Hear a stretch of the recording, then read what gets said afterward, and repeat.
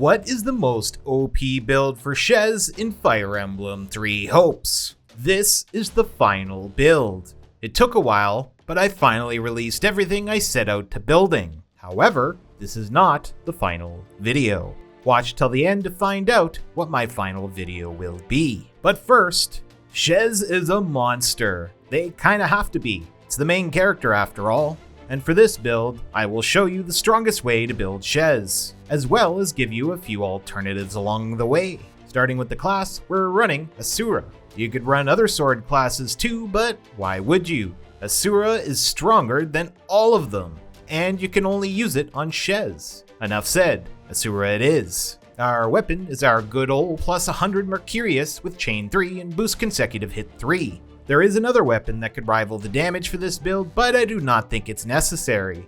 If you really want to though, feel free to run the Dark Creator Sword. Either sword will break Shez wide open. For our accessory, we're running Worm Cloak. How could I not use the most broken unique on the most broken character? This accessory swaps our normal unique ability with Gordian Stroke. I'll cover what it does when we get to it. Our battalion is going to be resist axes, but this decision does not matter. Use whatever you want. And our magic is going to be Dark Spikes and Luna. There is a few reasons, but feel free to teach Shez Hades and replace it with Dark Spikes if you prefer that spell instead. For me though, Dark Spikes gives us the damage we need against enemies on horseback, which covers the majority of endgame enemies. Then Luna completely ignores the resistance stat, making it strong against every unit in the game, including enemies like mages that normally have a high resistance. Now what does Gordian Stroke do?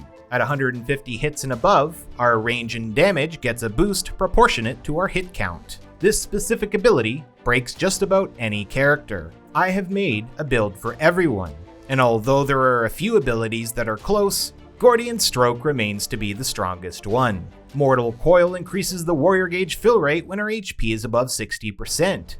This is pretty easy to do for me because I have capped stats across the board, but regardless, this is free warrior special gains. Mercenary Creed increases our damage dealt by 50% when ordered to attack. Swift Awakening increases the amount that successful attacks fill the awakening gauge. Just like Darting Blow, although I believe this effect is a little better.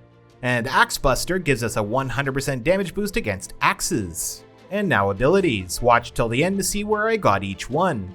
Sword Prowess increases our damage by 30% while wielding a sword. The Creation completely prevents knockback if at least one bar of the warrior gauge is filled.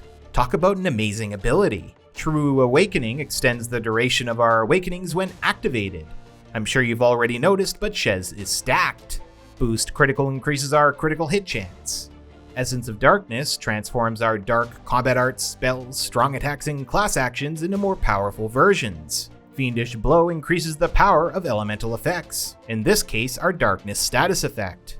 Range Master increases our range and stacks with the range boost from Gordian Stroke. Absorb Speed gives us a boost to our speed with each enemy commander defeated, and lasts for the entire battle. Pact greatly increases the warrior gauge fill rate, but also increases the damage we sustain. An Impossible Feat greatly increases our damage when above 25% HP, at the cost of sustaining damage when we attack. For this build, there are a lot of stats that matter. Strength, magic, dex, and speed. Luckily for us, not only does Shez have completely broken stat growths, but Asura does too. The only thing we lack with Asura is dex. So with that being said, this is the strat. Level 120 times as Asura.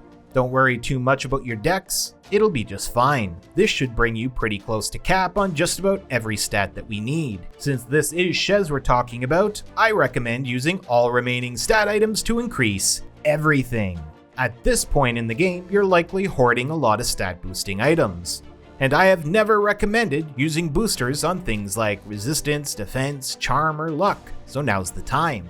Throw everything you got on Shez and cap every single stat, or at least as close to it as possible. Now, how does this version of Shez play? Rely on the Asura Tornado combo to build your hit counter.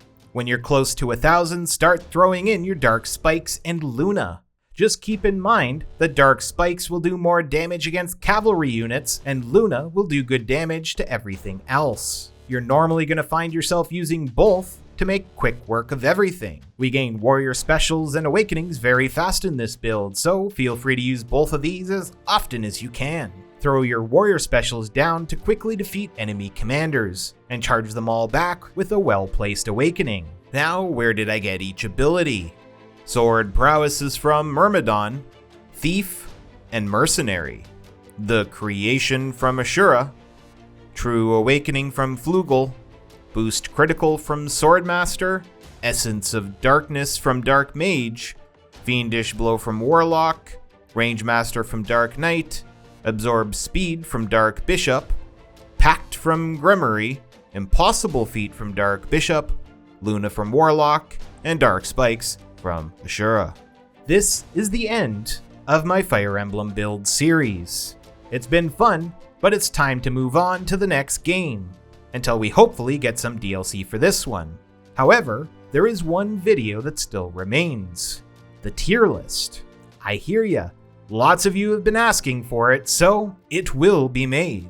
I want to thank everyone for supporting me and this series, and I hope you will continue enjoying my videos as I move on to newer games. I'll see you in the next video, where I create my Fire Emblem Three Hopes tier list.